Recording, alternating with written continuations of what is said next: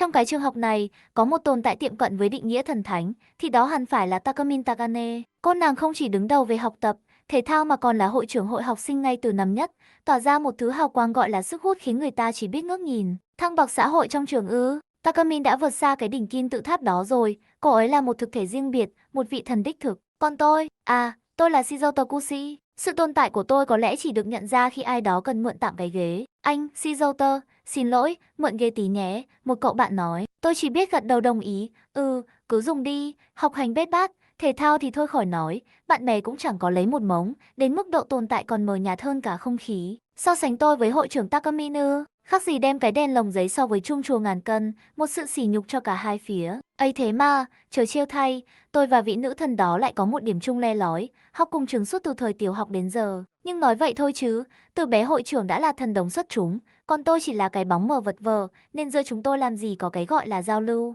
Câu chuyện bắt đầu vào một buổi trưa ấy khi tôi đang tìm một góc yên tĩnh để gặm nhấm nỗi buồn điềm liệt sắp tới của môn toán. Phòng dụng cụ thể chất, nơi vốn dĩ cấm cửa học sinh ngoài giờ học, lại trở thành chốn ẩn náu bất đắc dĩ của tôi. Đang lên gym thì có tiếng cửa mở, ai mà lại vào đây giờ này? Tim tôi thót lên một nhịp khi nhận ra bóng dáng quen thuộc, là hội trưởng Takamin. Nhưng điều khiến tôi chết đứng không phải sự xuất hiện của cô ấy, mà là cảnh tượng trước mắt hội trưởng đang thay đồ. Rồi một chi tiết còn kinh khủng hơn đập vào mắt hội trưởng, không mặc áo lót. Trời đất ơi, quên hay là cố tình? Một người hoàn hảo như Takamin sao có thể sơ suất như vậy? Hay là, thôi bỏ đi, vấn đề nghiêm trọng hơn là tôi đã chót nhìn thấy thứ không nên thấy. Vòng một căng tròn của nữ thần, tội lỗi tày trời. Tôi ba chân bốn cẳng chuồn khỏi hiện trường, tim đập loạn xạ, đầu óc quay cuồng. Tại sao hội trưởng lại thay đồ ở đó? Tại sao lại không mặc nội y? Hình ảnh bộ ngực ấy cứ lởn vởn trong tâm trí tôi. Tiếng chuông vào lớp cắt ngang dòng suy nghĩ tội lỗi. Tiết toán, giờ phán xử đã đến. Ngồi vào chỗ, trả bài đây. Thầy giáo bước vào, tay cầm sấp bài kiểm tra. Từng cái tên được xướng lên, tim tôi như muốn nhảy ra khỏi lồng ngực.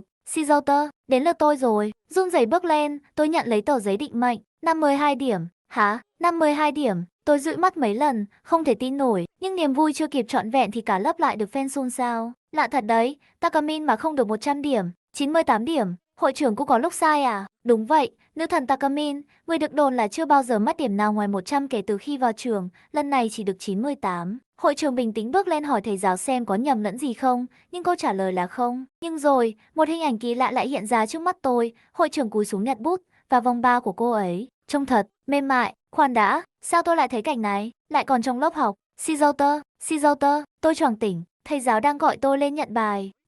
Cái gì thế này, mình ngủ gật à? Chắc chắn rồi, làm sao một kẻ như tôi lại có thể được 52 điểm toán được chứ? Đúng là mơ giữa ban ngày. Tôi lững thững bước lên và 52 điểm, nó là thật. Chuyện quái gì đang diễn ra thế này? Deja vu, nếu vậy thì lát nữa hội trưởng sẽ không được 100 điểm. Tiếp theo, Takamin, thầy giáo gọi, quả nhiên là Takamin, lần này cũng điểm tuyệt đối, hoàn toàn khác lúc nãy. Rốt cuộc chuyện gì đang xảy ra? Cái cảm giác này không phải mơ, cũng không phải deja vu. Rõ ràng tôi đã thấy hội trưởng chỉ được 98 điểm. Cả cái cảnh cô ấy không mặc áo lót trong phòng dụng cụ, hay cái cảnh vòng 3 mời gọi trong lớp học, những thứ đó quá đỗi chân thực, càng nghĩ càng thấy bất thường. Hội trưởng thay đồ ở nơi hẻo lánh, điểm số thay đổi một cách vô lý. Hôm nay chắc chắn có điều gì đó mờ ám. Tôi lấy hết can đảm, có cửa phòng hội học sinh. Xin lỗi, hội trưởng, em vào được không ạ? Shizuo tôi đến Kun à? Có chuyện gì thế? Hội trưởng ngồi đó, phong thái vẫn ung dung như thường lệ. Dạ, mê mơ, chuyện là... Tôi ấp úng, em biết nghe hơi điên rồ, nhưng mà... Hình như lúc này em thấy bài kiểm tra toán của hội trưởng, chỉ được 98 điểm thôi ạ. Đôi mắt Takamin khẽ nheo lại, một tia sắc lạnh lóe lên. Chuyện đó, cậu đã kể cho ai chưa? Dạ, chưa à, em thề là chưa nói với ai. Thế à, ra là bị nhìn thấy rồi, thật không ngờ đấy, tôi đã khá cẩn thận mà. À không, ý em là em chỉ vô tình liếc thấy điểm, tôi không nói về bài kiểm tra. Cô ấy cắt ngang, giọng trở nên nghiêm túc. Cậu đã thấy rồi, đúng không? Mực của tôi, trong phòng dụng cụ thể chất ấy. Tôi rồi, bị phát hiện rồi. Dạ, cái đó, thôi được rồi, cô ấy xua tay, có trách móc cùng vô ích. Chúng ta nên nói chuyện một cách xây dựng thì hơn. Cứ ngồi đi, uống nước khoáng nhé. Nói rồi cô ấy đưa cho tôi một cốc nước. Nói chuyện xây dựng là sao? Hay là cô ấy định xử lý tôi vì tội nhìn trộm, đình chỉ học, hay là... Ôi không, run rẩy cầm lấy cốc nước, tôi lòng ngóng làm đổ cốc nước văng về phía hội trưởng. Cô khéo léo nhích người né được cốc nước. Hội trưởng lại mỉm cười bí ẩn. Mà đây cũng là dịp tốt, nhìn cho kỹ đây. Nói rồi, cô ấy thản nhiên, cởi cúc áo sơ mi. Si đến cái gì vậy? Tôi lắp bắp, mắt chữ anh mồm chữ O. Shizuo tôi đến Kun. Tiếng gọi của hội trưởng lại kéo tôi về thực tại, một thực tại còn khó tin hơn.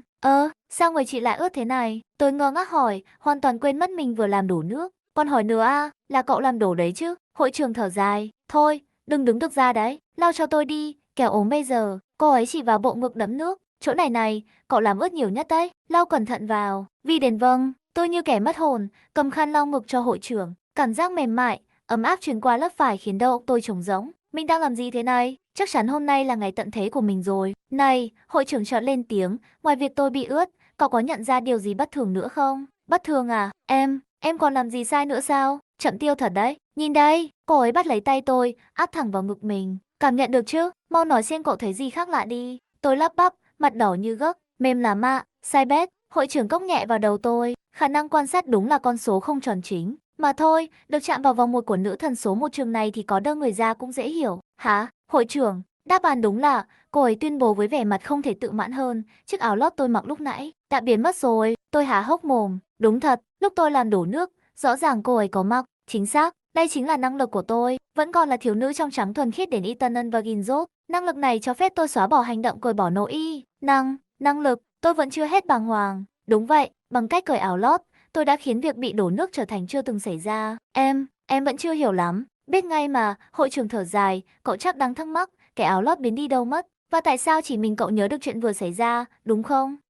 Dạ, em cũng không nghĩ sâu xa thế. Nghe cho rõ đây. Thứ nhất, nội y dùng cho năng lực sẽ hoàn toàn biến mất, tan vào hư vô. Cô ấy giải thích tỉnh bơ. Thứ hai, tại sao cậu lại nhớ ư? Đó là vì cậu đã nhìn thấy thứ này. Cô ấy lại chỉ vào bộ ngực trần của mình. Bất cứ ai nhìn thấy bộ ngực này của tôi đều sẽ không bị ảnh hưởng bởi việc xóa bỏ ký ức. Giờ thì thông chưa? Dạ, nào em từ chối tiếp nhận thông tin ạ. Biết mà, chắc lại định hỏi tại sao tôi có năng lực này chứ gì. Đã bảo là em không. Đơn giản thôi, vì tôi là người xứng đáng nhất để sở hữu nó. Hội trưởng gấn ngực tự hào, học lực, thể thao, vị trí hội trưởng, nhan sắc vóc dáng, mọi thứ tôi đều là số một, đúng không nào? Dạ, hội trưởng ơi cái ngực, dĩ nhiên, để giữ vững vị trí số một, tôi luôn nỗ lực không ngừng, nhưng ngay cả tôi cũng có lúc mắc sai lầm. Một người mà 95% cuộc đời là sai lầm như cậu thì làm sao hiểu được? Hu hu, sao chị lại nói thế? Tôi thực sự không thể hiểu nổi con người này. Cô ấy không chỉ kỳ lạ, mà còn nguy hiểm nữa. Năng lực này, cô ấy kể tiếp, giọng đầy hoài niệm, xuất hiện lần đầu khi tôi học lớp 5. Hồi đó tôi đã là học sinh giỏi nhất rồi. Trong hội thao năm đó, tôi chạy tiếp sức cuối cùng, nhưng vì ăn phải cơm hộp ối thiêu nên bị đau bụng, chỉ về nhì. Cảm giác nhục nhã vì không thể chấp nhận vị trí thứ hai khiến tôi tê dâm. Cô ấy kể chuyện xấu hổ đó tình bơ, thật đáng ngưỡng mộ. Lớp 5 mà đã có ý chí phấn đấu mạnh mẽ như vậy. Ê, cái đó mà cũng khen được sao? Và khi tôi cởi quần lót ra trong tuyệt vọng, cô ấy nhìn tôi đầy ẩn ý, chắc cậu đoán được rồi chứ. Tôi bỗng thấy mình đang cầm lá cờ số 1, việc ăn phải cơm hộp đã bị xóa bỏ. Tóm lại, cô ấy kết luận, năng lực này sinh ra là để tôi, người hoàn hảo nhất, luôn luôn đứng ở vị trí số 1. Đó là định mệnh, hiểu chưa? Không, vẫn không hiểu gì hết. Tôi muốn hét lên, con người này thật sự không bình thường. À mà này, hội trưởng đổi chủ đề, cậu có biết tại sao tôi lại kể cho một tên tầm thường như cậu nghe bí mật động trời này không? Dạ, tại sao? Bởi vì, mỗi lần dùng năng lực, nội y sẽ biến mất. Điều đó có nghĩa là tôi phải thay đồ liên tục, phải mang theo đồ dự phòng, và còn có nguy cơ bị nhìn trộm nữa. Ánh mắt sắc lẻm của cô ấy hướng về phía tôi, giống như ai đó vừa làm đấy. Em xin lỗi. Vì vậy, cô ấy đứng dậy, tiến sát lại, hơi thở ấm nóng phả vào mặt tôi có một đề nghị, hãy trở thành tủ quần áo của tôi. Tôi chết lặng. Sao cơ? Công việc của cậu là luôn mang theo đồ lót của tôi, đi theo tôi mọi lúc mọi nơi, và hỗ trợ tôi thay đồ khi cần. Chỉ có cậu, người đã biết bí mật này, mới làm được. Một ý tưởng tuyệt vời, phải không? Không, đó là nô lệ thì có. Em được lợi gì chứ? Lợi ích ư? Hội trưởng cười khẩy, một kẻ vô danh tiểu tốt như cậu, giờ đây sẽ trở thành người duy nhất đến tủ quần áo riêng của Takamin Takane này. Đó là vinh dự lớn lao nhất rồi còn gì. Chị nói nghiêm túc đấy à? Tôi thực sự không thể chịu đựng thêm nữa. Xin lỗi, em phải về. Em không hiểu gì hết. Tôi quay người định bỏ chạy, đứng lại, hội trưởng gọi giật lại. Vậy là cậu từ chối làm tủ quần áo của tôi? Đương nhiên rồi, năng lực gì đó nghe đã thấy lừa đảo, mà thái độ nhờ vả của chị cũng có vấn đề nữa. Tôi nói thẳng, không kiêng dè. Chết, hình như mình hơi quá lời. Thôi, em đi đây. Chờ đã, hội trưởng níu lấy tay tôi, nhưng không hiểu sao lại loạng choạng ngã nhào về phía tôi. Ôi, theo phản xạ, tôi đỡ lấy cô ấy, và cả hai cùng ngã sóng xoài trên sàn. Ed đến không sao chứ, hội trưởng, anh. Cô ấy nằm gọn trong vòng tay tôi. Ed đến xin lỗi, em bỏ ra ngay. Tôi định đẩy cô ấy ra. Khoan đã, cô ấy thì thầm, cách nhờ vả của tôi hình như không hiệu quả rồi. Rồi cô ấy ngước lên, đôi mắt đỏ hoe long lanh. Đáng lẽ, tôi nên làm thế này. Làm thế nào? Chẳng lẽ, cô ấy định dùng mỹ nhân kế?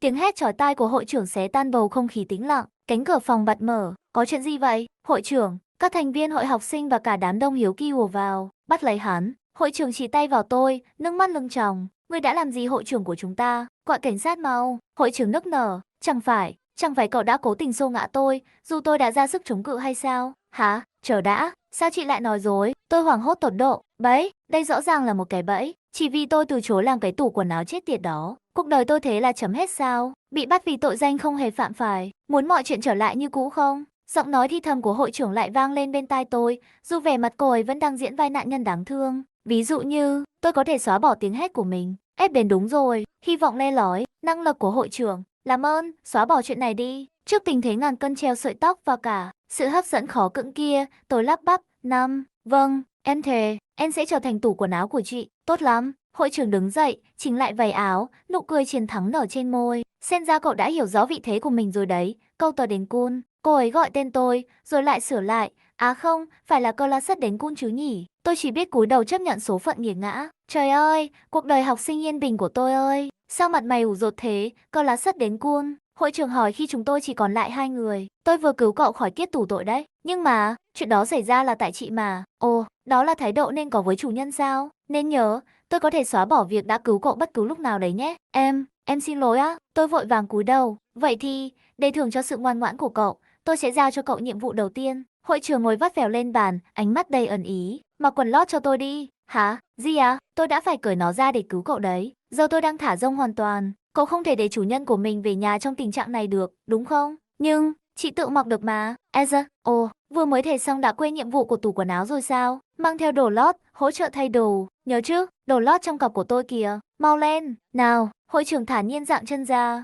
Xin mời. Tôi nhắm tịt mắt, hai tay run bần bật, cố gắng hoàn thành cái nhiệm vụ không tưởng này. Ồ, nhắm mắt à? Giọng hội trưởng đầy vẻ trêu chọc. Dễ thương ghê nhỉ, câu tờ đến cun. Thì tại, em sợ nhìn thấy. Với lại, chị cũng đâu muốn bị nhìn. Lúc nhìn trộm ngực tôi thì dũng cảm lắm cơ mà. Cái đó, em xin lỗi, em không cố ý, chỉ là tò mò thôi ạ. Mà này, si dâu tờ đến cun, cô ấy đột nhiên nói, từ lúc vào đây, cậu luôn cố tránh không nhìn vào cơ thể tôi nhỉ. Dù trong lòng chắc đang gào thét muốn xông vào mà thưởng thức lắm đúng không? Em không có, tuyệt đối không có. Tôi hét lên phản đối. Thôi được rồi, câu tờ đến cun, cô ấy nói, giọng trở nên nghiêm túc hơn. Nhiệm vụ tiếp theo, tôi muốn cậu mặc áo lót cho tôi. Lần này cũng thử nhắm mắt làm xem sao. Ê, áo lót à? Cái đó thì, sao thế? Phía dưới làm được thì phía trên cũng phải làm được chứ. Không, vấn đề không phải ở chỗ đó. Tiếng chuông báo thức kéo Shizuto ra khỏi cơn ác mộng kinh hoàng. Trong mơ, cậu bị bắt giữ, bị buộc tội đủ thứ trên đời, từ quấy rối tình dục đến ao tưởng sức mạnh, bởi một nữ cảnh sát lạnh lùng trong khi Takamin đến san đứng đó, bất lực rơi lệ. Cậu giật mình tỉnh giấc, mồ hôi lạnh túa ra. Chỉ là mơ thôi, cậu thở phào nhẹ nhõm, cố gắng trấn an bản thân. Nhưng rồi, một tin nhắn từ Takamin hiện lên màn hình điện thoại. Đừng đi chế nhé, câu tờ đến cun. Hình ảnh Takamin nằm trên giường, quyến rũ trong bộ đồ ngủ mỏng manh, càng khiến Shizuto đỏ mặt tía tai. Cái tên câu tờ đến một cách gọi trêu chọc mà cô dành riêng cho cậu đến như một lời nhắc nhở phũ phàng về vai trò mới đầy ái âm của cậu, tủ quần áo của hội trưởng. Cơn ác mộng có thể đã qua, nhưng thực tại còn khó đỡ hơn nhiều. Bước chân đến trường nặng trĩu, Shizuto không khỏi lo lắng về ngày đầu tiên đảm nhận nhiệm vụ kỳ quặc này. Takamin, với vẻ ngoài thanh lịch thường ngày, chào cậu giữa sân trường đông đúc, khiến mọi ánh mắt đổ dồn về phía Shizuto. Chào buổi sáng, Shizuto đến cun, giọng nói trong trẻo của cô vang lên, hoàn toàn trái ngược với hình ảnh yêu ma, quyến rũ đêm qua. Sự đối lập này càng khiến Shizuto bối rối. Cậu tự hỏi, làm sao một người có thể vừa là nữ thần trong mắt mọi người, vừa là một tiểu ác ma tinh quái như vậy? Tôi có chuyện muốn nói. Takamin thì thầm khi họ đi ngang qua nhau, đủ để chỉ mình Shizuto nghe thấy. Trước buổi sinh hoạt lớp, đến phòng hội học sinh nhé. Lời nhắn đầy ẩn ý khiến tim Shizuto đập thình thịch. Trong phòng hội học sinh vắng người, Takamin lại một lần nữa chào cậu với cái tên câu tờ đến cun, nụ cười đầy ẩn ý. Shizuto cố giữ bình tĩnh, hỏi về chuyện muốn nói. Takamin, với vẻ mặt thản nhiên, đưa cho cậu một chiếc túi đen sang trọng. Mở ra đi, cậu sẽ hiểu thôi, cô nói. Bên trong là những bộ đồ lót đủ màu sắc kiểu dáng. Takamin giải thích, đây là kho đồ mà Shizuto, với tư cách tủ quần áo, phải luôn mang theo bên mình. Nhiệm vụ của cậu là phải có mặt ngay lập tức để mặc lại đồ lót cho cô bất cứ khi nào cô sử dụng năng lực Eternal Virgin dốt đến khả năng xóa bỏ việc cởi đồ lót. Ngay cả trong giờ học Á, Shizuto lắp bắp, không tin vào tai mình. Takamin khẳng định chắc nịch, cô cần có khả năng sử dụng năng lực bất cứ lúc nào, và việc bổ sung đồ lót kịp thời là điều kiện tiên quyết. Tớ coi trọng sự nhạy cảm tức thời, cô nói, và để minh họa, cô làm động tác như sắp cởi váy. Shizuto hoảng hốt ngăn lại, Takamin cười khúc khích, nhắc nhở rằng nếu cậu từ chối, cô hoàn toàn có thể xóa bỏ việc đã giúp cậu thoát khỏi rắc rối trước đó. Shizuto không còn lựa chọn nào khác ngoài việc chấp nhận. Takamin mỉm cười hài lòng, hứa hẹn những phần thưởng nếu cậu làm tốt. Cô thậm chí còn gợi ý về việc tiếp tục những gì đã xảy ra hôm trước mà không bị tố cáo. Shizuto đỏ mặt phản đối, nhưng Takamin chỉ nhún vai, nói rằng cô chỉ đang thử xem cậu có thể làm được đến đâu. Rồi đột nhiên, giọng cô trở nên dịu dàng, tớ biết là xấu hổ lắm, nhưng vì là Shizuto đến Kun nên tớ mới tin tưởng giao phó đấy. Shizuto biết thừa đây chỉ là một màn kịch khác, nhưng trái tim cậu không khỏi dao động. Tiết học cổ văn bắt đầu. Shizuto ngồi thấp thỏm, chiếc túi đựng đồ lót như cục than hồng trong tay, không biết khi nào thời khắc sẽ đến. Takamin được gọi lên đọc bài. Giọng đọc của cô hoàn hảo, du dương, khiến cả lớp trầm trồ. Shizuto thoáng nghĩ, có lẽ với sự hoàn hảo này, cô sẽ không cần dùng đến năng lực. Nhưng rồi, một cơn gió mạnh thổi qua cửa sổ. Gió mạnh quá, thầy giáo nói. Đúng lúc đó, Takamin dừng lại. Em sẽ đọc lại, cô nói và sử dụng năng lực. Mọi thứ quay trở lại khoảnh khắc trước khi cô bắt đầu đọc. Shizuto sững sờ, chỉ vì một cơn gió ư? Takamin nhìn cậu, ánh mắt như ra lệnh. Đến lúc làm việc rồi đấy, câu tớ đến Kun. Shizuto hoàn toàn bối rối. Làm sao cậu có thể mặc quần lót cho hội trưởng giữa lớp học đông người thế này? Nhưng Takamin dường như không quan tâm. Cô vắt chéo chân, cố tình để lộ phần váy bị tóc lên do cơn gió lúc nãy. Shizuto biết cô đang cố tình. Cậu phải làm gì đó trước khi ai khác chú ý. Đúng lúc đó, Takamin lên tiếng. Shizuto đến Kun, cậu làm rơi cục tẩy kìa. Một cục tẩy không biết từ đâu xuất hiện dưới chân cô. Shizuto hiểu ngay ý đồ. Đây là cơ hội duy nhất. Cậu hít một hơi sâu, giả vờ cúi xuống nhặt cục tẩy. Tim đập loạn xạ, cậu luồn tay dưới váy Takamin, nhanh chóng mặc lại chiếc quần lót màu hồng cho cô. May mắn thay, không ai để ý. Cậu thở phào nhẹ nhõm, cảm giác như vừa hoàn thành một nhiệm vụ bất khả thi. Mình làm được rồi. Cuối giờ, thầy giáo bắt đầu trả bài kiểm tra. Shizuto tưởng rằng mọi chuyện đã kết thúc êm đẹp, nhưng khi nhìn Takamin, cậu tá hỏa nhận ra chiếc quần lót vẫn đang bị mặc lệch, một phần gen hồng lộ ra ngoài một cách nguy hiểm.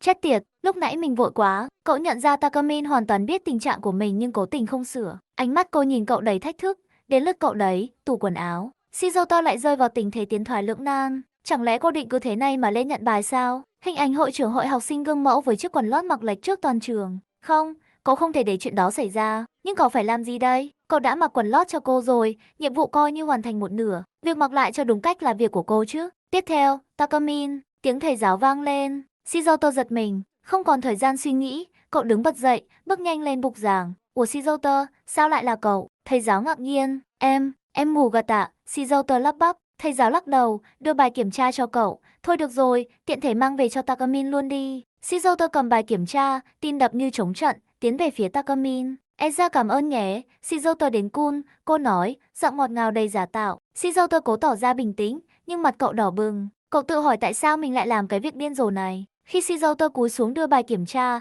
Takamin ghé sát tai cậu, thì thầm, phải mặc lại cho tử tế chứ. Đó là công việc của cậu mà, câu tớ đến Kun. Giọng nói đầy vẻ thích thú. Shizuto biết mình không còn đường lui, cậu lại một lần nữa, dưới ánh mắt dò xét mà cậu tưởng tượng ra của cả lớp, luồn tay dưới váy Takamin. Lần này, cậu cảm nhận rõ ràng sự mềm mại, ấm áp từ đùi của cô áp vào tay mình qua lớp vải quần. Cậu cố gắng tập trung hoàn thành nhiệm vụ, kéo chiếc quần lót về đúng vị trí của nó. Một cảm giác kỳ lạ len lỏi trong lòng cậu, vừa xấu hổ, vừa có chút gì đó thích thú. Cuối cùng, nhiệm vụ cũng hoàn thành. Shizuto vội vã quay về chỗ ngồi, mặt nóng bừng, cố gắng lờ đi ánh mắt do hỏi của thầy giáo và tiếng xì xầm của bạn bè. Ngày đầu tiên làm tủ quần áo đã kết thúc một cách đầy sóng gió và xấu hổ. Buổi học kết thúc, Shizuto và Takamin gặp lại nhau trong phòng hội học sinh. Shizuto không thể kìm nén được sự bực bội. Hội trưởng, chị làm quá rồi đấy. Chẳng lẽ lần nào cũng bắt em làm thế này à? Cậu phản đối. Takamin chỉ cười nhẹ. Lần này tớ chỉ muốn thử xem câu tớ đến Kun có thể làm được đến đâu thôi. Xin lỗi nhé, có lẽ hơi quá sức với cậu. Shizuto càng thêm tức giận.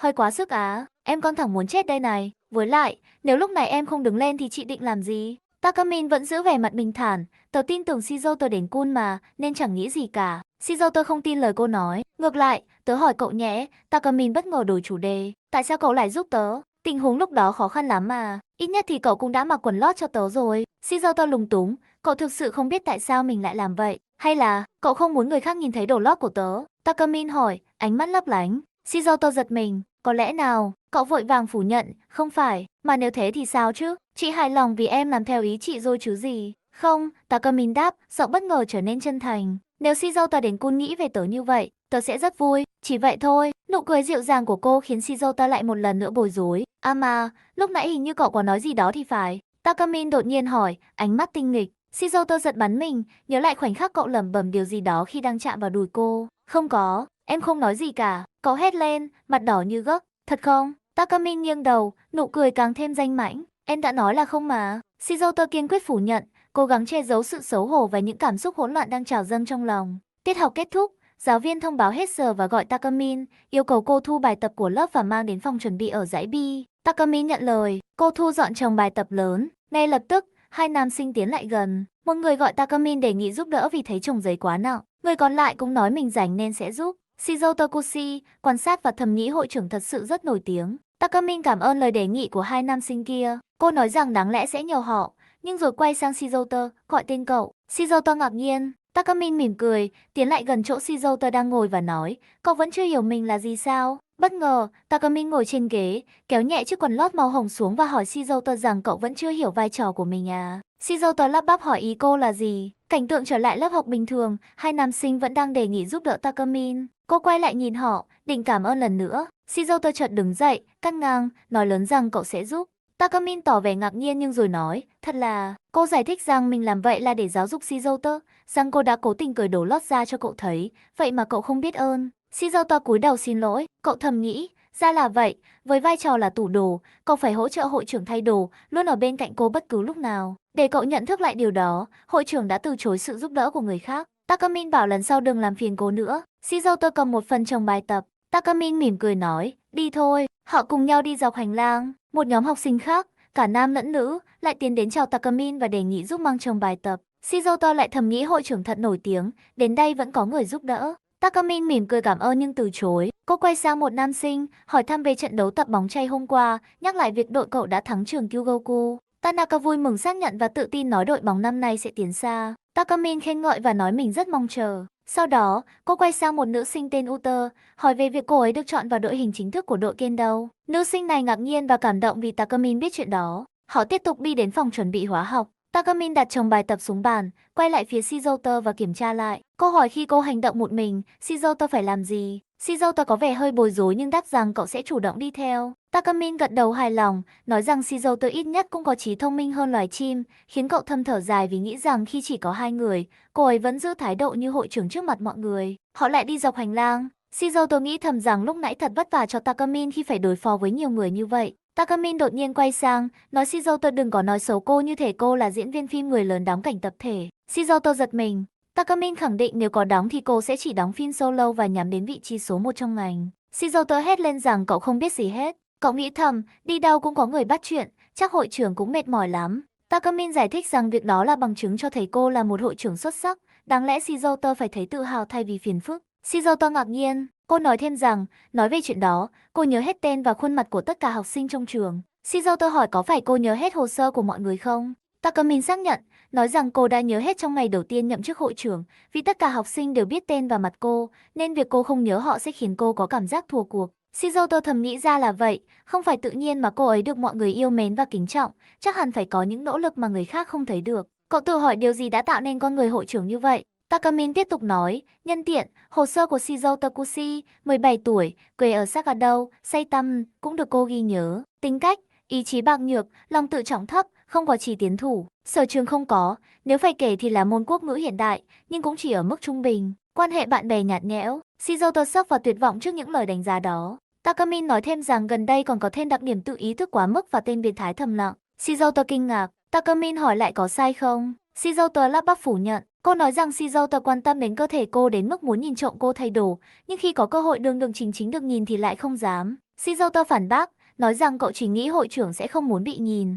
Takamin đột nhiên dừng lại ở cầu thang, quay người đối mặt với Shizuo. Cô cúi người xuống, hỏi nếu cô nói cô muốn được nhìn thì Shizuo sẽ làm gì? Shizuo sửng sốt. Takamin nói tiếp, không, như vậy không đúng, cậu lại viện cớ mất. Cô bất ngờ ngồi lên đùi Shizuo đang ngồi trên bậc thang. Cô hỏi lại, tôi muốn cậu nhìn tôi, Shizuo đến cool. Nếu tôi nói vậy, cậu sẽ làm gì? Shizuo hoảng hốt, mặt đỏ bừng, lắp bắp nói rằng những chuyện như vậy phải đợi sau khi hẹn hò mới được. Takamin ngửa mặt cười lớn, nói xin lỗi vì không ngờ Shizuo lại trả lời như vậy, đó chỉ là một câu đùa. Shizuo ngơ ngác hỏi lại đùa ư? Takamin đứng dậy, nói rằng họ nên quay lại. Shizuo đứng dậy theo nhưng bất cẩn trượt chân, cậu lao xuống cầu thang với tiếng hét thất thanh. Bất chợt, cảnh tượng thay đổi. Shizuo tỉnh dậy và thấy mình đang nằm trên giường trong phòng y tế. Takamin ngồi bên cạnh. Shizuo ngạc nhiên.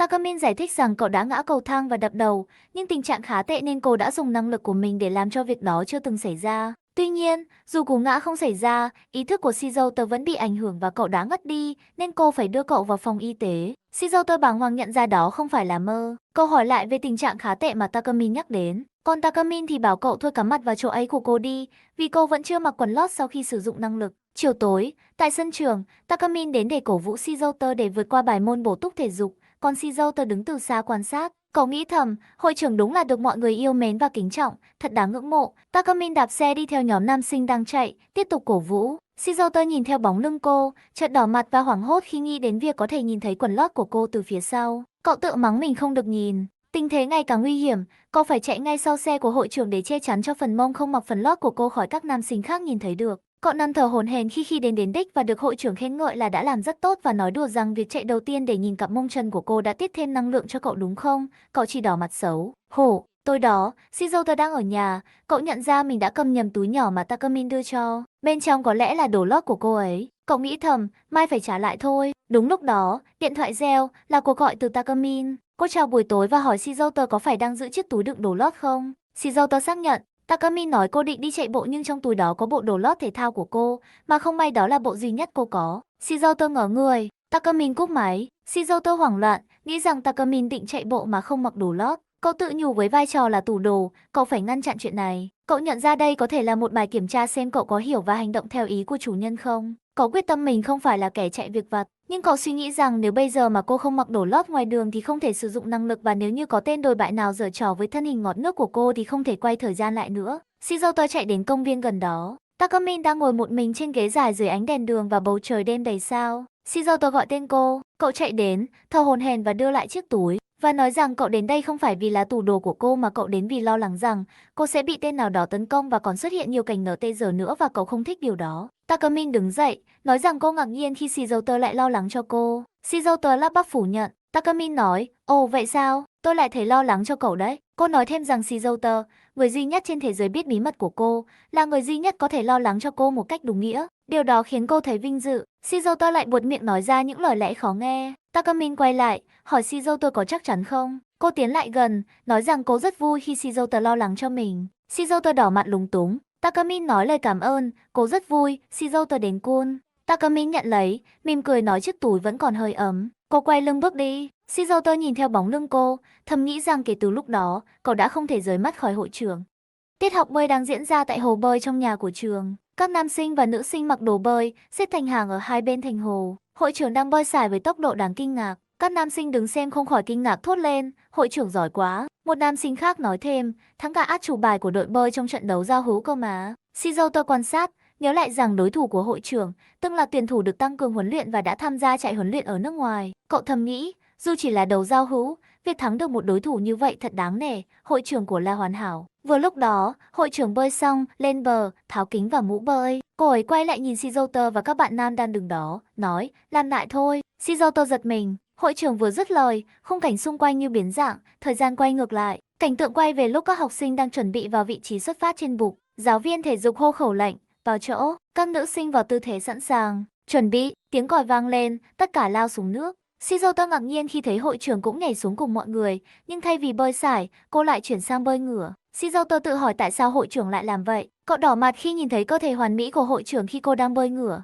Nhận ra ánh mắt của Shizuto, hội trưởng nhìn cậu. Shizuto hoảng hốt, sợ bị phát hiện đang nhìn chằm chằm. Sau khi bơi xong, hội trưởng lên bờ. Shizuto đang đứng cạnh giá để phao bơi, mặt vẫn còn đỏ. Hội trưởng tiến lại gần và hỏi Shizuto sao hôm nay lại im lặng thế. Bình thường cậu sẽ tò mò hỏi tại sao cô lại làm lại. Shizuto lúng túng đáp rằng cậu chỉ chưa tìm được thời điểm thích hợp để hỏi. Hội trưởng mỉm cười, nói rằng cũng không có lý do gì to tát, chỉ là cô muốn chiến thắng một cách ấn tượng hơn mà thôi. Rồi cô hỏi Shizuto thấy kiểu bơi nào ấn tượng hơn. Shizuto càng bối rối, không biết trả lời thế nào. Nếu nói thật là kiểu bơi ngửa, thì chẳng khác nào thừa nhận cậu đã mải ngắm cơ thể cô. Hội trưởng thấy vẻ lúng túng của Shizuto, cô cười nhẹ và nói rằng mắt không biết nói dối, nhưng cô lần đầu thấy có người dùng lưng để thể hiện suy nghĩ. Cô trêu Shizuto thật là eki biến thái. Shizuto vội vàng phủ nhận, cố gắng chuyển chủ đề bằng cách hỏi lại làm sao hội trưởng có thể làm lại thời gian dù không mặc quần lót. Hội trưởng đáp rằng trí tưởng tượng của Shizuto chỉ toàn dùng vào những chuyện eki thôi sao. Cô nói sẽ cho cậu một gợi ý nhỏ, phần thân trên. Shizuto lập tức nghĩ đến hình ảnh phần ngực nhô lên khi cô mặc đồ bơi bó sát và đỏ mặt liên tưởng đến miếng dán ngực,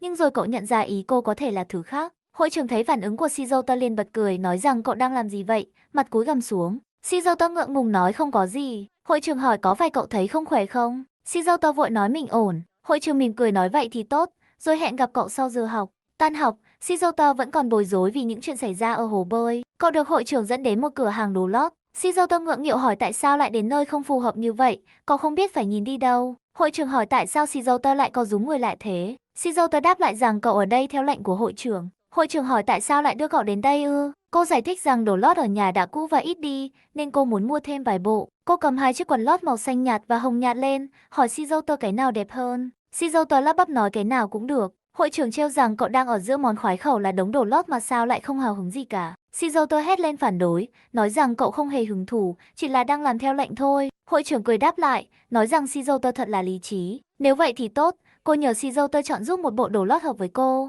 Shizuto sửng sốt hỏi lại, hội trưởng giải thích rằng đằng nào người mặc cũng là cô, nên để cậu tự chọn thì sẽ có hứng để mặc hơn. Shizuto không hiểu hứng để mặc là sao. Hội trưởng lại trêu, hỏi sao cậu lại xấu hổ, nếu theo lệnh thì cậu phải lý trí thực hiện chứ. Shizuto bất lực, đành phải chọn đại một chiếc quần lót màu đen có ren. Hội trưởng nhìn chiếc quần lót, mỉm cười nói rằng không ngờ Shizuto lại chọn cái này, của đúng là người kín đáo nhưng thực ra rất xê. Shizuto hoảng hốt hét lên khi nhận ra ẩn ý của chiếc quần lót đó kiểu dáng gợi cảm, cậu vội vàng nói không phải cái đó. Hội trưởng cười nói rằng loại quần lót này đâu có bán ở cửa hàng bình thường. Shizuto nhận ra mình bị lừa, cậu bối rối và phải chọn lại. Cậu phân vân giữa màu trắng tinh khiết, màu đen bí ẩn, hay màu hồng chia màu ấm áp thể hiện sự dịu dàng. Cuối cùng, cậu chọn một chiếc quần lót màu xanh dương nhạt có ren và nơ. Hội trưởng hỏi tại sao lại chọn màu xanh này. Shizuto giải thích rằng vì hội trưởng là một Takane no Hana, nên cậu liên tưởng đến bầu trời xanh, và cũng vì hội trưởng là người sâu sắc như biển cả, nên màu xanh dương là phù hợp nhất. Hội trưởng nghe vậy, mặt hơi đỏ, cô nói vậy à rồi không phản ứng gì thêm.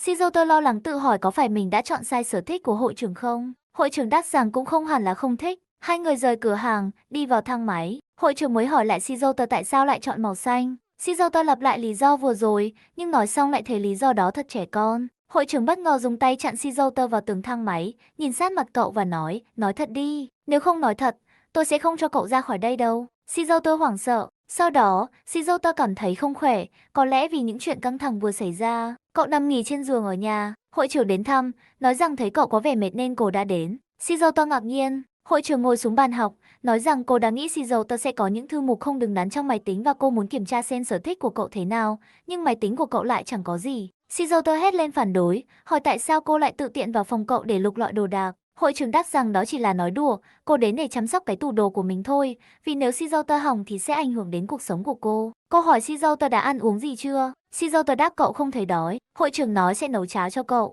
Shizuto từ chối, nói không cần làm phiền. Hội trưởng lại trêu, hỏi rằng chẳng lẽ trên đời lại có cái tủ đồ nào biết ngại ngùng sao? Shizuto không nói gì. Hội trưởng đi ra ngoài chuẩn bị. Một lúc sau, hội trưởng quay lại với một bát cháo và khăn hấp. Shizuto vẫn nằm trên giường. Hội trưởng ngồi xuống cạnh bàn, nói rằng cô đã tự ý dùng đồ trong tủ lạnh và tạp dề của cậu. Cô cũng mang theo khăn hấp, nói rằng nếu khăn nguội thì bảo cô để cô làm ấm lại. Shizuto đáp vâng. Hội trưởng nói cô sẽ rửa bát và các thứ khác nên Shizuto cứ nghỉ ngơi đi, cô sẽ quay lại xem tình hình sau. Shizuto lại đáp vâng. Sau khi hội trưởng rời khỏi phòng, Shizuto ngồi dậy ăn cháo. Cậu thầm nghĩ, có lẽ những lời trêu chọc lúc nãy chỉ là nói đùa thôi. Cậu ăn hết bát cháo và thấy rất ngon. Cậu lại nằm xuống giường, suy nghĩ về hội trưởng. Tại sao hội trưởng lại trêu chọc cậu như vậy, rồi lại có lúc dịu dàng thế này? Có phải đây là chiến thuật vừa đấm vừa xoa không? Hay là, đang suy nghĩ miên man, Shizuto thấy hội trưởng quay lại phòng. Cậu hỏi bữa ăn thế nào, có vừa miệng không? Shizuto đáp vâng, ngon lắm ạ. Hội trưởng mỉm cười nói vậy à, tốt quá. Shizuto lại nghĩ, cái gọi là vừa đấm vừa xoa chăng?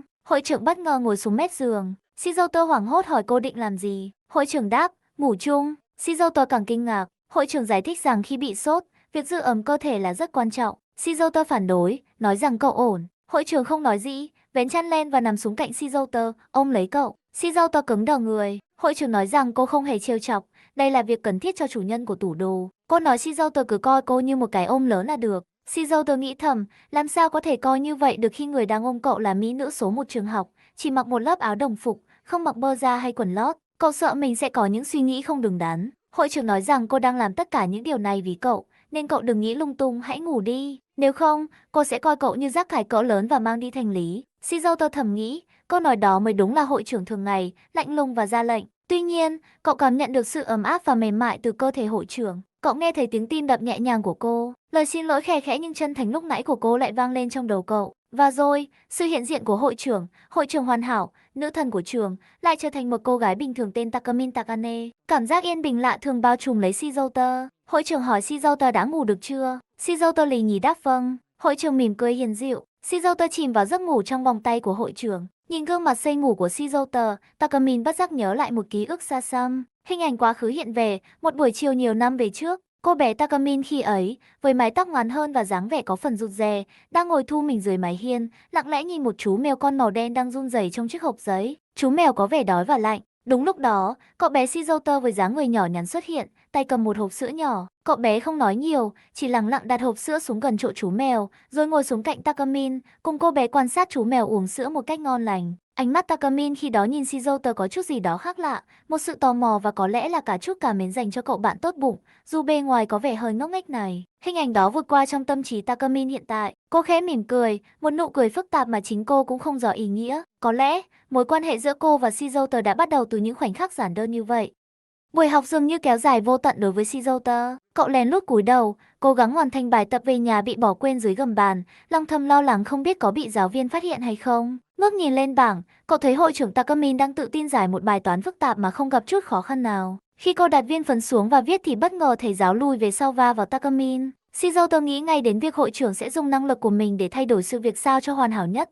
Bất ngờ hội trưởng thoáng dừng lại suy nghĩ rồi lại viết tiếp sao cho hoàn hảo, rồi được cả lớp bất ngờ thán phục của cả lớp. Đến giờ nghỉ giải lao, khi Shizuto đang vắt óc với bài tập dang dở, cậu nghe thấy tiếng một nữ sinh vui vẻ cảm ơn Takamin. Cô bạn kể rằng đã nghe theo lời khuyên của hội trưởng, mua tặng bạn trai một chiếc đồng hồ thông minh và anh chàng đã vô cùng sung sướng. Shizuto lại thêm một lần nữa cảm thấy kinh ngạc trước sự toàn năng của Takamin đến cả việc tư vấn quà tặng cho bạn trai của bạn bè mà cô cũng làm xuất sắc. Nhưng rồi, nữ sinh kia lại thở dài, kể tiếp rằng thật không may, đúng cái ngày cô ấy tặng quà thì hãng lại công bố ra mắt mẫu mới nhất, xịn xó hơn hẳn. Shizuto thấy Takamin thoáng cau mày, đôi mắt cô ánh lên tia sáng đặc trưng mỗi khi chuẩn bị sử dụng năng lực tua lại thời gian. Cậu nín thở chờ đợi, nhưng rồi lại thấy cô hít một hơi sâu, ánh mắt trở lại bình thường. Cô chỉ nhẹ nhàng gợi ý rằng nếu chiếc đồng hồ chưa qua sử dụng thì cửa hàng có thể sẽ đồng ý cho đổi sang mẫu mới. Nữ sinh kia mừng rỡ cảm ơn rồi đi mất. Shizuto lại thấy lạ, rõ ràng hội trưởng đã định làm gì đó, nhưng rồi lại thôi, một sự thỏa hiệp, điều đó thật không giống Takamin chút nào. Cuối cùng, giờ học cuối cùng cũng kết thúc. Khi ở hành lang vắng lặng, cậu bất ngờ thấy Takamin đang đứng dựa vào tường, hơi thở gấp gáp, gương mặt xanh xao và có vẻ run rẩy nhẹ. Cậu lo lắng bước tới, hỏi thăm xem cô có ổn không. Shizuto gần như chắc chắn rằng tình trạng kiệt sức này của cô là do đã cố gắng kìm nén việc sử dụng năng lực suốt cả ngày dài, có lẽ là để cậu có thể tập trung hoàn thành bài tập của mình mà không bị gián đoạn bởi những lần tua lại thời gian. Takamin, dù giọng nói có phần yếu ớt, vẫn cố tỏ ra mạnh mẽ, phủ nhận lời Shizuto. Cô nói rằng cô không hề cố gắng chịu đựng điều gì cả, chẳng qua là vì ngày hôm đó mọi thứ diễn ra quá hoàn hảo, không có gì đáng để phải toa lại, thế thôi. Con vẻ mệt mỏi này, cô khăng khăng, chỉ là do bị cảm lạnh thông thường. Shizuto nhìn vào đôi mắt hơi mất đi vẻ tinh anh thường ngày và quầng thâm nhẹ dưới mắt, cậu không thể tin lời cô nói. Cậu tha thiết đề nghị cô hãy dùng năng lực, toa lại cả ngày hôm nay đi. Sức khỏe của cô quan trọng hơn bài tập của cậu nhiều. Nhưng Takamin vẫn kiên quyết lắc đầu, sự bướng bỉnh hiện rõ trên gương mặt dù đang mệt mỏi. Cô nói rằng nếu Shizuto cứ khăng khăng rằng cô đang cố gắng chịu đựng trong khi cô khẳng định mình hoàn toàn hài lòng với hiện tại, thì chính cậu phải là người chứng minh điều đó bằng cách khiến cô sử dụng năng lực. Rồi cô nhìn cậu đầy ẩn ý, nói rằng cậu phải là người cởi đồ cho cô thì mới được. Shizuto đỏ mặt tía tai, thầm mắng cô hội trưởng cứng đầu này sao lại đưa ra yêu cầu vô lý như vậy ngay cả trong lúc yếu ớt. Nhưng đồng thời, cậu cũng cảm thấy một sự ấm áp len lỏi, nhận ra rằng có lẽ cô thực sự đã vì cậu mà cố gắng đến mức này. Takamin còn nhắc nhở thêm, nếu toa lại cả ngày, thì công sức cả ngày vật lộn với bài tập của Shizuto cũng sẽ đổ sông đổ bể. Shizuto thẳng thắn đáp lại rằng điều đó không quan trọng, cậu đã giải một lần rồi, làm lại sẽ nhanh hơn nhiều. Điều cậu quan tâm hơn là được nhìn thấy một Takamin khỏe mạnh, tràn đầy năng lượng như mọi khi. Với lại, cậu ngập ngừng, em thích hội trưởng bình thường hơn. Nghe hai chữ em thích, khuôn mặt Takamin bỗng đỏ bừng lên, cô quay mặt đi, lắp bắp nói nếu cậu đã muốn vậy thì tùy cậu quyết định. Shizuto hiểu ý, cậu hít một hơi, tiến lại gần Takamin đang ngồi bệt xuống sàn, đưa tay về phía cô, chuẩn bị thực hiện hành động nhạy cảm theo yêu cầu của cô để kích hoạt năng lực tua lại thời gian. Không khí giữa hai người trở nên cực kỳ căng thẳng và ngượng ngùng. Ngay khi tay cậu sắp chạm vào người cô, một luồng sáng quen thuộc lóe lên, bao trùm lấy cả hai. Thế nhưng, điều kỳ lạ đã xảy ra. Shizuto vẫn thấy mình đang quỳ trước mặt Takamin ở hành lang cúi ngay, chỉ khác là giờ đây, cô đã đứng dậy, hoàn toàn khỏe khoắn, gương mặt hồng hào và ánh mắt lại sắc sảo như thường lệ. Cậu ngơ ngác không hiểu chuyện gì. Takamin mỉm cười đầy kiêu ngạo, giải thích rằng cô đúng là đã dùng năng lực, nhưng không phải toa lại cả ngày. Cô chỉ toa lại đúng một khoảnh khắc đến cái khoảnh khắc trước khi cô nói tùy cậu quyết định, tức là xóa bỏ chính cái giây phút cô giao quyền quyết định cho Shizuto. Lý do ư? Đơn giản vì để một kẻ tầm thường như Shizuto có thể ra lệnh hay khiến cô phải sử dụng năng lực là một sự sỉ nhục đối với lòng tự tôn cao ngất trời của cô. Shizuto nghe xong chỉ biết bật cười, đúng là hội trưởng của cậu, kiêu ngạo đến mức này là cùng. Thầy Shizoto cười, nói rằng vì cậu đã hoàn thành bài tập nên cô sẽ nhân từ giúp cậu làm bài tập hè mới được giao thêm. Cô hẹn sẽ trực tiếp đến nhà dạy kèm cho cậu khi kỳ nghỉ hè chính thức bắt đầu. Và thế là, vào một buổi chiều hè hả, Shizoto có mặt tại phòng riêng của Takamin. Căn phòng rộng rãi, ngăn nắp, thể hiện đúng phong cách của chủ nhân nó. Tuy nhiên, không khí học tập lại khá căng thẳng. Takamin tỏ ra là một gia sư cực kỳ nghiêm khắc.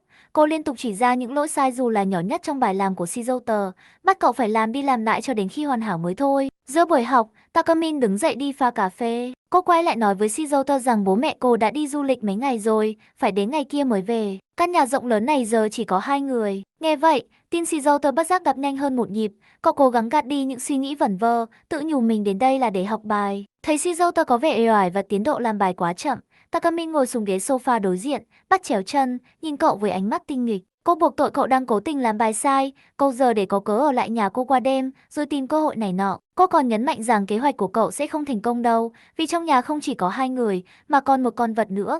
Vừa nói vừa liếc nhìn Shizoto đầy ẩn ý, ám chỉ cả cậu và con mèo cưng của cô. Shizoto, dù biết là bị trêu, nhưng vì rất yêu động vật mà nhà lại không nuôi được do mẹ dị ứng, nên vẫn hào hứng đề nghị được gặp con mèo. Lúc đầu, Takamin lấy cớ sợ cậu mất tập trung để từ chối, nhưng thấy Shizoto nài nỉ, cô lại mỉm cười đồng ý, nói rằng có lẽ chơi với mèo sẽ giúp cậu thư giãn và học tốt hơn. Nhưng chỉ một lát sau, Takamin quay trở ra phòng khách với vẻ mặt tiếc nuối, thông báo rằng con mèo cưng của cô, Kuzo, đã lẻn ra ngoài chơi mất rồi. Nhưng không sao, cô nói, mắt lấp lánh vẻ tinh quái, để cậu không lấy cớ không có mèo mà lười làm bài, tôi sẽ đóng giả làm mèo cho cậu vậy. Shizoto hoàn toàn chết lặng, hội trưởng đang làm cái quái gì thế này? Cậu cố gắng tập trung vào cuốn sách bài tập, nhưng hình ảnh Takamin với đôi tai mèo, chiếc cổ thon thả đeo vòng chuông và những tiếng kêu nũng nịu cứ lởn vởn trong đầu. Càng tệ hơn, cậu biết rõ thói quen không dùng năng lực để bổ sung đồ lót của cô, và điều đó khiến tâm trí cậu càng thêm rối loạn. Takamin dường như rất thích thú với phản ứng của Shizoto, cô tiến lại gần, bò lên ghế sofa bên cạnh cậu, cọ đầu vào vai cậu, dùng tay khều nhẹ vào người cậu. Shizoto cảm thấy mặt mình nóng bừng,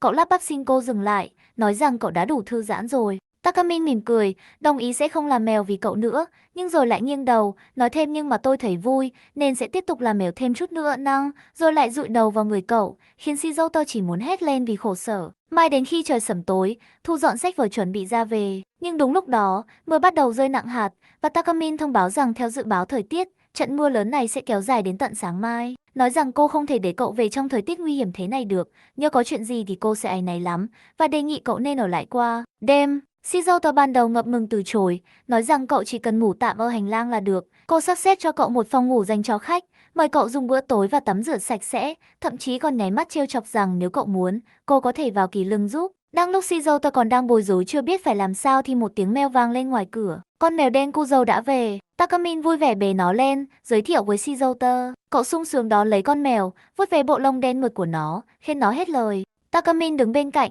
nhìn cảnh tượng đó với nụ cười hơi gượng gạo, ánh mắt có chút gì đó không vui. Bất thình lình, mất điện, trong ánh sáng mập mờ hắt vào từ bên ngoài, Takamin đề nghị hai người kể chuyện gì đó vui vui để giết thời gian và quên đi bóng tối. Cô bắt đầu trước, nhưng Shizoto lại chẳng thể nghĩ ra câu chuyện nào đủ thú vị để làm hài lòng vị hội trưởng khó tính. Cậu kể về biệt danh Setu đến San hồi lớp 4, nhưng Takamin lập tức gạt đi vì chẳng có gì thú vị. Cậu kể về kỷ niệm chơi game săn quái vật cùng bạn bè, Takamin lại tỏ ra không mấy hứng thú. Cô bắt đầu tỏ ra bực bội thấy rõ. Khi Shizoto cảm thấy nóng nực vì điều hòa không chạy, xin phép đi tắm, Takamin lại viện cớ xà phòng và khăn tắm trong nhà tắm đã bị cô lỡ tay dùng hết sạch khi nãy để ngăn cậu. Cô còn cố tình làm đổ chai nước lọc duy nhất còn lại xuống sàn, rồi nhìn Shizoto với ánh mắt thách thức, hỏi cậu có muốn uống nước dưới sàn không. Shizoto cảm thấy hoàn toàn bất lực và áp lực. Cậu không hiểu tại sao Takamin lại đột nhiên trở nên khó chịu và cố tình gây khó dễ cho cậu như vậy. Cố gắng lục lọi trong trí nhớ, cuối cùng Shizoto cũng nhớ ra một câu chuyện khác. Cậu kể về những ngày tháng hồi tiểu học.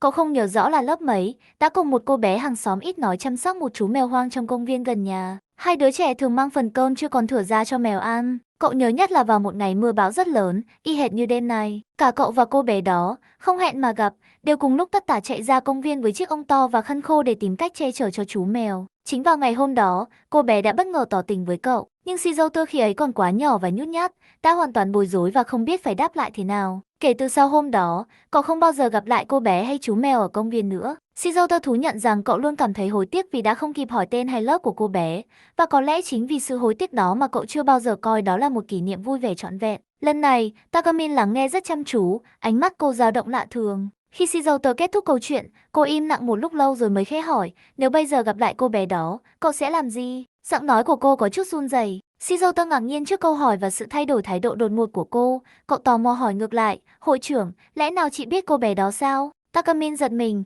mặt đỏ bừng, cô lắp bắp phủ nhận, nhưng rồi lại lẩm bẩm một mình, mà thôi, cậu nhớ được đến thế là tốt lắm rồi. Đúng lúc đó, một tiếng sét kinh hoàng khác giáng xuống, kèm theo ánh chớp chói lòa. Takamin hét lên một tiếng thất thanh, theo phản xạ, cô giật mạnh chiếc khăn tắm đang quấn quanh người làm nó tuột ra, để lộ hoàn toàn cơ thể trần trụi tuyệt đẹp của mình dưới ánh chớp mờ ảo. Shizuto sững sờ trong giây lát rồi hoảng hốt quay mặt đi, vội vàng chế mắt lại. Và rồi, mọi mảnh ghép rời rạc trong ngày hôm đó bỗng nhiên khớp lại với nhau trong đầu Shizuto. Sự mệt mỏi, việc cố gắng kiềm chế năng lực, những trò đùa quá trớn, tất cả đều có chung một lý do. Hội trưởng Takamin Jin, người luôn tỏ ra mạnh mẽ và hoàn hảo trước mặt mọi người, thực ra lại cực kỳ sợ sấm sét. Cô đã làm đủ mọi cách để giữ cậu ở lại bên cạnh mình trong đêm mưa bão đáng sợ này. Bị Shizuto nhìn thấu điểm yếu lớn nhất, Takamin xấu hổ đến mức muốn độn thổ. Cô vội vàng định dùng năng lực tua lại thời gian để xóa đi ký ức về khoảnh khắc đáng xấu hổ này. Nhưng Shizuto nhanh chóng lên tiếng, nhắc nhở cô rằng năng lực đó không hề có tác dụng với cậu. Takamin đỏ mặt tía tai, lắp bắp ra lệnh cho cậu phải tự mình quên hết mọi chuyện vừa xảy ra đi. Trời mưa như chút nước, Shizuto được hội trưởng Takamin cho ở lại qua đêm tại nhà cô sau buổi học thêm. Khi điện có trở lại, Takamin thông báo sẽ chuẩn bị bữa tối. Shizuto ngỏ ý không cần phiền, nhưng hội trưởng tinh nghịch nói rằng cô chỉ chuẩn bị cho mình. Thấy vẻ mặt tiêu nghỉu của cậu, cô mỉm cười nói đùa rồi đề nghị một trò chơi, đóng vai cặp vợ chồng son. Trong thời gian ở chung nhà, họ sẽ vào vai một cặp vợ chồng mới cưới. Nếu ai hành động không giống vợ chồng, người đó sẽ chịu phạt. Hình phạt Takamin đặt ra là bắt buộc độc thân cả đời, khiến Shizuto hoảng hốt vì mức phạt quá nặng so với một trò chơi có luật lệ mơ hồ. Takamin chỉ cười, cho rằng hình phạt này với Shizuto cũng không khác gì hiện tại. Nói rồi, cô gọi cậu là anh yêu và đi vào bếp trước, báo hiệu trò chơi bắt đầu. Shizuto ngượng ngùng bước vào bếp, định gọi hội trưởng thì bị Takamin chặn lại, nhắc nhở rằng vợ chồng không ai gọi nhau như thế. Cô cảnh cáo đây là lần đầu nên bỏ qua, lần sau sẽ phạt. Shizuto lúng túng, không biết nên xưng hô thế nào. Cậu thử gọi Takamin đến san thì cô đáp lại bằng một tiếng gì thế? Đầy ngọt ngào, khiến cậu càng thêm bối rối. Lúc này, Shizuto mới để ý hội trưởng Takamin chỉ mặc một chiếc tạp dề. Cậu lắp bắp đề nghị cô mặc thêm gì đó bên trong. Takamin đáp lại đầy ẩn ý, rằng nếu cậu muốn cô mặc, cậu biết phải làm gì rồi đấy. Họ cùng nhau nấu ăn. Takamin hướng dẫn Shizuto sơ chế nguyên liệu và đun sốt, không quen trêu chọc cậu vụng về nhưng lại rất giỏi chuẩn bị cho việc có con. Món ăn hoàn thành, Shizuto khen ngon và cảm ơn Takamin đến san. Đến lúc ăn, Takamin đòi đút cho cậu miếng đầu tiên. Shizuto từ chối, nói mình tự ăn được. Cô nũng nịu rằng vợ chồng thì chuyện này bình thường. Trong lúc giằng co, thức ăn vương vãi lên người Takamin. Cô yêu cầu Shizuto phải liếm sạch chỗ thức ăn đó, vì đó là công sức cô nấu cho cậu không được lãng phí. Shizuto đứng hình, nhưng rồi cũng làm theo. Ngay khi cậu định chạm vào, Takamin bất ngờ lùi lại, cười khúc khích nói rằng thật tiếc, cô đã quyết định không cho cậu ăn nữa. Cô chê cậu thiếu khả năng quan sát, vì cô sẽ không đời nào để cậu dễ dàng chạm vào làn da trắng ngần của mình. Shizuto chỉ biết thở dài, không hiểu nổi những giới hạn của hội trưởng. Ăn tối xong, Takamin nói sẽ đi chuẩn bị nước tắm. Shizuto đề nghị để cậu rửa bát và cô cứ vào tắm trước. Nghe vậy, Takamin vặn lại, hỏi có cặp vợ chồng mới cưới nào lại không tắm chung không? Shizuto vội từ chối, nói mình không cần tắm. Takamin tiếp tục thống kê rằng 90% cặp đôi mới cưới đều tắm chung. Shizuto thắc mắc cô lấy số liệu ở đâu. Cuối cùng, Takamin nói đùa rồi thôi, nhưng vẻ mặt có chút không vui. Shizuto vào phòng tắm, tìm thấy chai sữa tắm và dầu gội của hội trưởng. Bất ngờ, Takamin bước vào, hỏi cậu nước có vừa không. Shizuto giật mình, hỏi tại sao cô lại vào dù cậu đã nói không tắm chung. Takamin đáp rằng cô chỉ nói đùa việc tắm chung, chứ không nói sẽ từ bỏ. Shizuto phản đối, cho rằng dù là trò chơi cũng có giới hạn, nam nữ không nên ở chung trong tình trạng này. Takamin chế giễu cậu đầu óc đen tối, nhắc lại việc cậu đã phấn khích chỉ với chai dầu gội của cô. Cô còn đề nghị cho cậu mang về nhà dùng. Shizuto vội gạt đi. Takamin sau đó tiết lộ rằng cô đã nhượng bộ cậu khi mặc đồ bơi bên trong. Shizuto nhìn kỹ, quả thật là một bộ đồ bơi cực kỳ gợi cảm, có khi còn khêu gợi hơn cả không mặc gì. Cậu nói sẽ tắm nhanh rồi ra ngoài, bảo cô đợi, nhưng Takamin khăng khăng muốn ở lại để kỳ lưng cho chồng mình, coi như một buổi thực tập. Cô giải thích rằng cậu giống như một ma đến nơ đến canh chất lượng cao, rất thích hợp để luyện tập cho dịp đặc biệt sau này. Shizuto hỏi có phải cô sắp có dự định gì không? Takamin nói chỉ là vì mục đích học hỏi. Shizuto thầm thở phào nhẹ nhõm, cô nói đây là cơ hội để cậu trả ơn bữa ăn. Shizuto đành đồng ý với điều kiện chỉ kỳ lưng bình thường, không có những hành động đụng chạm thân mật. Takamin bắt đầu kỳ lưng cho Shizuto. Cậu cảm nhận được bàn tay mềm mại của cô và giọng nói vang vọng trong phòng tắm, cố gắng giữ bình tĩnh bằng cách đếm số nguyên tố. Bất chợt, cậu cảm nhận được thứ gì đó mềm mại ép vào lưng mình. Anh, ngực, Shizuto lắp bắp. Takamin giải thích đó là miếng đệm để tránh tai nạn va chạm da thịt, nhưng Shizuto thừa biết đây là hành động cố ý. Sau khi xả nước, Takamin đề nghị gội đầu cho cậu. Shizuto phản đối, nhắc lại dao kèo chỉ kỳ lưng. Takamin lý luận rằng dao keo là kỳ cọ bình thường, chứ không nói rõ là kỳ cọ bộ phận nào. Shizuto lại phải chịu thua. Mùi dầu gội của hội trưởng Ba trùm lấy cậu. Takamin tỉ mỉ gội đầu, không quên ghé sát vào tai cậu, thi thầm và phá hơi ấm. Shizuto cố gắng giữ bình tĩnh, nhưng khi hơi thở của cô chạm vào vành tai, cậu không chịu nổi nữa, hét lên yêu cầu cô dừng lại. Cậu vung tay quá trớn nên đã trượt vào áo trong của Takamin. Cậu còn cảm thấy hạt đậu đang cứng lên của cô, cậu lung túng nhảy liền vào bồn tắm. Có lẽ thằng em bây giờ đã không còn nghe lời nữa rồi. Takamin không hiểu chuyện gì cả, nhưng khi nhìn cậu ngồi khúm núm như vậy thì có lẽ đã hiểu ra và ngại ngùng rời khỏi phòng tắm. Đêm đó, trước khi đi ngủ, Takamin nói với Shizuto rằng qua ngày hôm nay, cậu hẳn đã hiểu rõ vị trí của cô đối với cậu là gì. Shizuto ngơ ngác. Takamin khẳng định, cô là sự tồn tại thượng đẳng, luôn nắm thế chủ động trong mọi việc. Shizuto chợt nhận ra, có lẽ hội trưởng Takamin làm tất cả những điều này là để trả đũa việc cậu đã thấy mặt yếu đuối của cô lúc mất tiện, nhằm khẳng định lại vị thế của mình. Lòng tự tôn của cô thật rất cao. Chuyển cảnh đến buổi tối lễ hội, Shizuto và hội trưởng Takamin cùng nhau đi dạo tại lễ hội pháo hoa của thành phố để đảm bảo học sinh không gây rối. Shizuto đến đúng giờ hẹn nhưng vẫn bị Takamin trách là muộn, vì cô luôn đến sớm 5 phút và yêu cầu người đi cùng phải đến sớm 10 phút.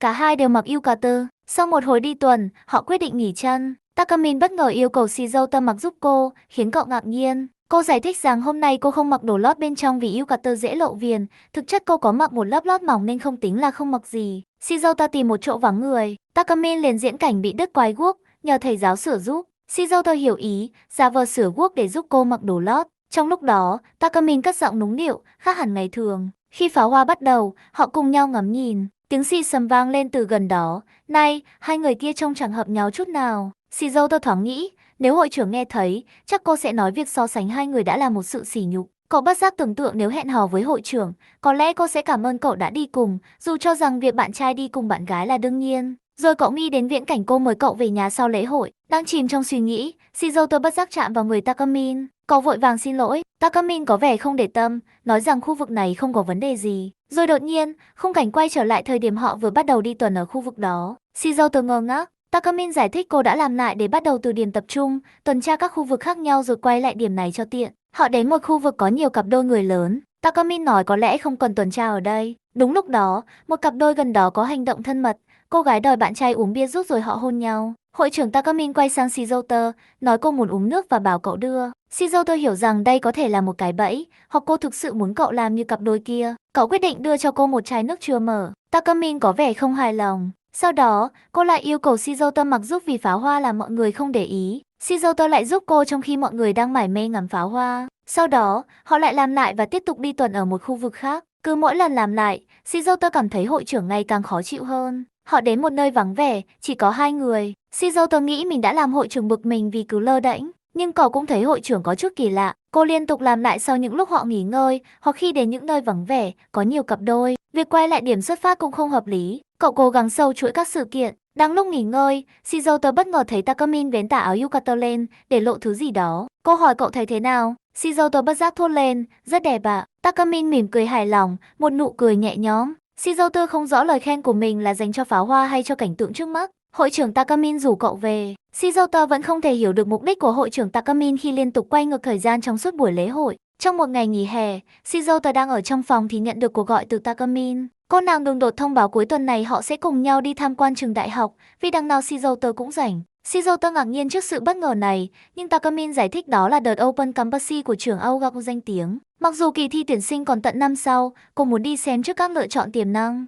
Shizuto lúng túng thừa nhận mình rảnh, nhưng trong lòng lại thầm nghĩ trường Aogaku quá xa vời với cậu, một nơi chỉ dành cho những người thông minh và sành điệu, hoàn toàn không phải là nơi cậu thuộc về. Takamin ngắt lời, khiến Shizuto giật mình kêu lên, không kịp nữa rồi. Đột nhiên, Takamin chuyển chủ đề, nói rằng nhắc đến từ Open, cô vừa mua một thứ rất thú vị. Shizuto tò mò hỏi đó là gì. Takamin liền cúp máy rồi bất ngờ gọi video call.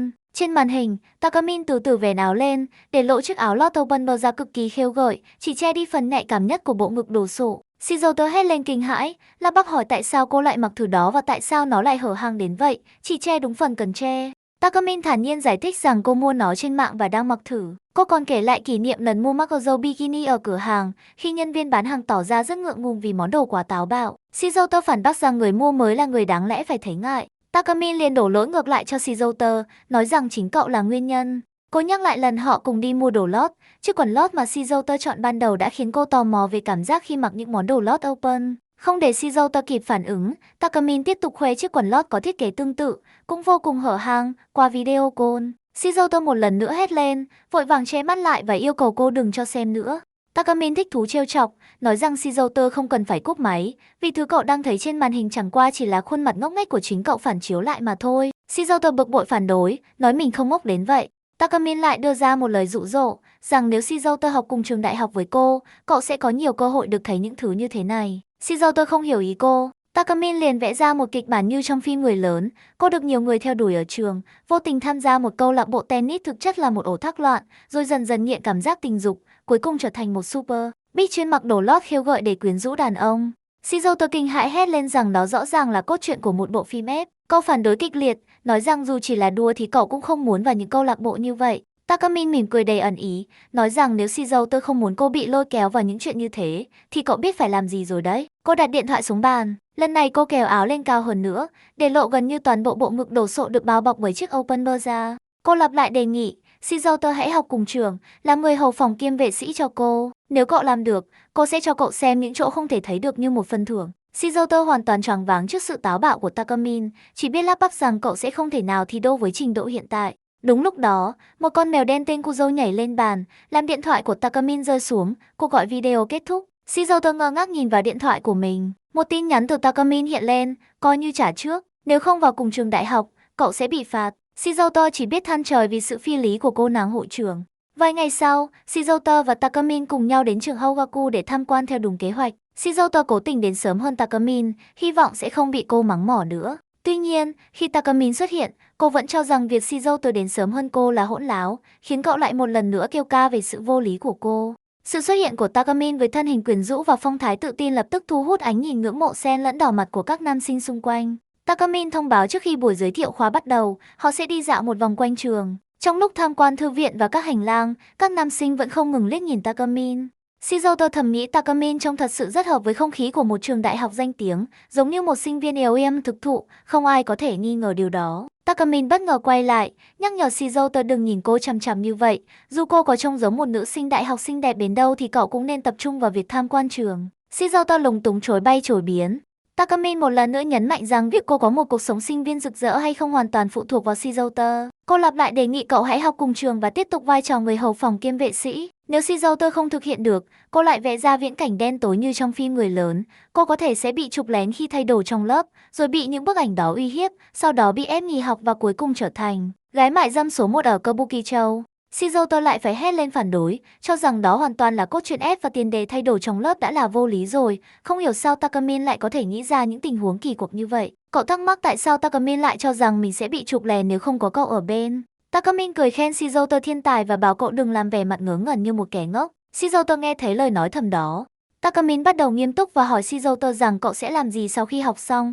Shizuoka suy nghĩ một lúc rồi trả lời có lẽ cậu học hành không tốt như hội trưởng nên cậu sẽ tìm một công việc bán thời gian để kiếm thêm thu nhập, vừa để có thể giúp đỡ học phí cho em gái năm sau. Takamin đáp rằng đó là một công việc tốt khi có thể sắp xếp ca làm và dành thời gian còn lại của cậu có thể tiếp tục làm tủ đồ của cô khi cô lên đại học. Đến giờ giới thiệu khoa, Takamin và Shizuoka vào giảng đường ngồi nghe. Khi giảng viên hỏi có ai còn câu hỏi gì không, Takamin mạnh dạn giơ tay. Cô hỏi một câu gây sốc cho cả hội trường, nếu tốt nghiệp thủ khoa trường Kiku thì có đặc quyền gì không ạ? Giảng viên, cùng với tất cả mọi người, đều ngạc nhiên trước câu hỏi này. Shizuoka thì thầm nghĩ cô còn chưa nhập học nữa là. Ông lúng túng trả lời rằng người tốt nghiệp thủ khoa sẽ nhận được bằng khen, và tuy không phải là học bổng nhưng sẽ được giáo sư phụ trách tiến cử khi xin việc. Takamin lịch sự cảm ơn và nói sẽ dùng làm tư liệu tham khảo. Shizuoka ngồi bên cạnh chỉ biết thầm thán phục sự lợi hại và quy mô suy nghĩ của Takamin.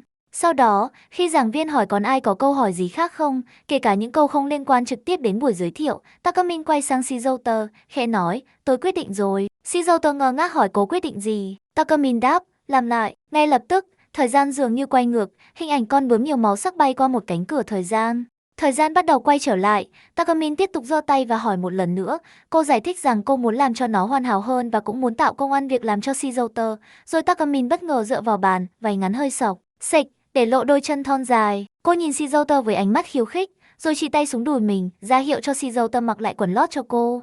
Shizuoka ngượng ngùng, nhưng rồi cũng hiểu ý. Cậu từ từ quỳ xuống, cầm lấy chiếc quần lót màu xanh nhạt mà Takamin đang chỉ, rồi nhẹ nhàng luồn qua chân cô, kéo lên. Takamin mỉm cười đầy ẩn ý, yêu cầu Shizuoka phải đảm bảo chiếc quần lót được mặc đúng vị trí. Shizuto đỏ mặt tía tai, cố gắng hoàn thành nhiệm vụ một cách nhanh nhất có thể, trong khi Takamin vẫn giữ vẻ mặt thích thú trêu chọc. Xong việc, Takamin đứng dậy, chỉnh lại trang phục, và họ cùng nhau rời khỏi phòng học.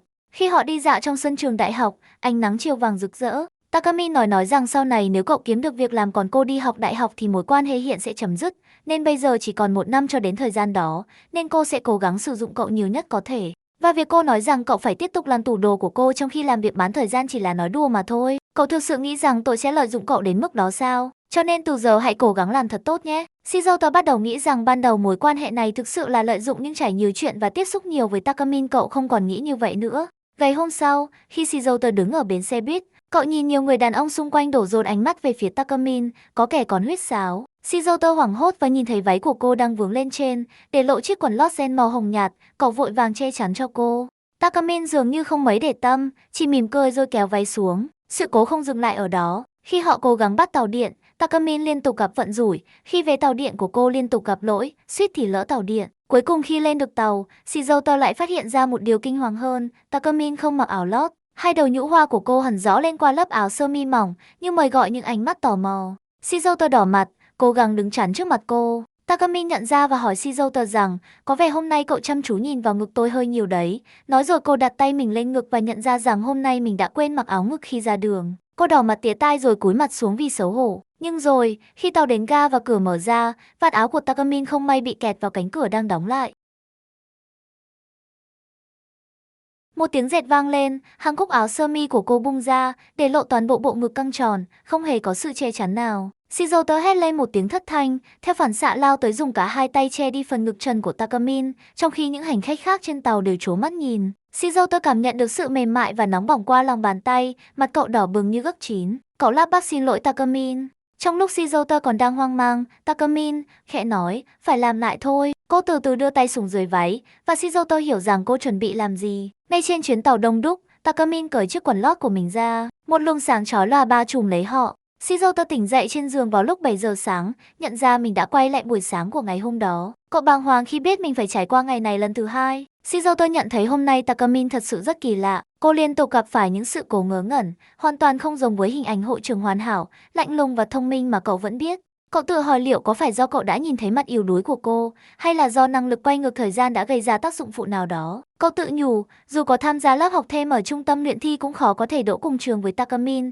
chưa kể đến vấn đề học phí. Kế hoạch của cậu dường như quá viển vông. Tuy nhiên, cậu nhanh chóng tự vực dậy tinh thần, cho rằng phải hành động thì mới biết được kết quả, mọi vấn đề cứ để xảy ra rồi tính. Cậu quyết tâm bước đi. Đúng lúc đó, Shizuto bất ngờ va phải một cô gái tóc vàng xinh xắn. Cậu vội vàng xin lỗi vì đã không để ý. Cô gái tóc vàng, có đến chan, mỉm cười đáp không sao, vì cô cũng đang mãi nhìn điện thoại. Rồi cô ngẩng lên, nhận ra Shizuto và vui vẻ gọi tên cậu, có đến chan. Shizuto ngạc nhiên hỏi lại vâng à.